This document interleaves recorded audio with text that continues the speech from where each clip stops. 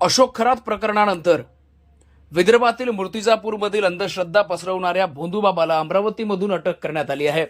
नमस्कार, आपण पाहत आहात सहारा समाचार. मी संकेत अशोकराव अपाले तुम्हा सर्वांचं स्वागत करतो आहे सहारा समाचारमध्ये. मूर्तिजापूर तालुक्यातील निंबा येथील अंधश्रद्धा पसरविणारा भोंदूबाबाला अखेर पोलिसांनी अमरावती येथून अटक केली आहे.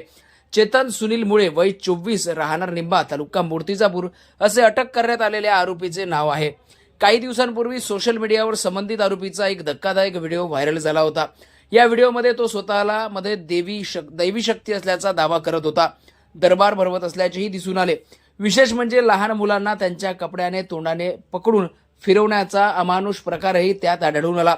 या घटनेमुळे नागरिकांमध्ये तीव्र संताप व्यक्त होत होता.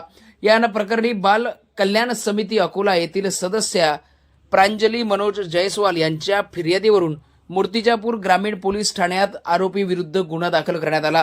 त्यांच्या विरुद्ध भारतीय न्याय संहिता BNS कलम 125 तसेच बालन्याय, मुलांची काळजी व संरक्षण अधिनियम 2015, महाराष्ट्र नरबळी व इतर अमानुष आरोपी अघोरी प्रथा व जादूटोणा प्रतिबंधक कायदा 2013 अंतर्गत कारवाई करण्यात आली आहे. गुन्हा दाखल झाल्यानंतर आरोपी फरार झाला होता. मात्र घटनेचे गांभीर्य लक्षात घेऊन पोलीस अधीक्षक अर्चित चांडक यांच्या मार्गदर्शनाखाली विशेष पथक स्थापन करण्यात आले आणि गोपनीय माहिती व तांत्रिक तपासाच्या आधारे आरोपी अमरावती येथे असल्याची माहिती मिळाल्यानंतर पोलिसांनी सापळा रचून त्याला अटक केली.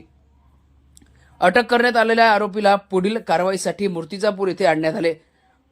न्यायालयात हजर करण्यात आले आणि त्यावेळी न्यायालयाने त्याला 1 दिवसाची पोलीस कोठडी PCR सुनावली आहे. या प्रकरणाचा पुढील तपास सुरू आहे. ही कारवाई पोलीस अधीक्षक अर्चित चांडक, अपर पोलीस अधीक्षक B चंद्रकांत रेड्डी, उपविभागीय पोलीस अधिकारी वैशाली मुळे व वरिष्ठ पोलीस निरीक्षक शंकर शेळके यांच्या मार्गदर्शनाखाली पार पडली आहे. कारवाईत ठाणेदार श्रीधर गुंडे, उपनी चंदन वानखडे, पोलीस कॉन्स्टेबल रितेश मददी व शंकर खेडकर यांचा सहभाग या ठिकाणी पाहायला मिळतो आहे. महाराष्ट्रामध्ये भोंदूबाबांच्या प्रकरणं हे मोठ्या प्रमाणात वाढत चालले आहेत.